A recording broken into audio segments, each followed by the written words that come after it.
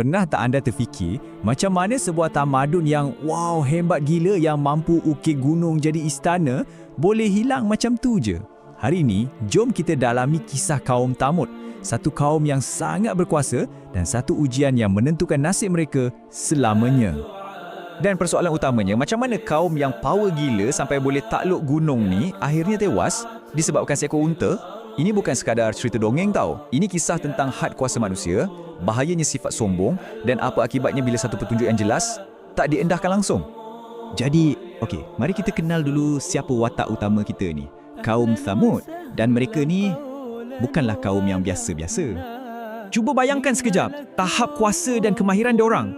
Diorang bukan setakat bina rumah, tapi diorang pahat dan ukir gunung ganang tu sendiri untuk dijadikan istana. Ini bukti kemajuan dan kekuatan yang memang tak ada tandingan lah zaman tu. Jadi, pendek kata, kaum ni memang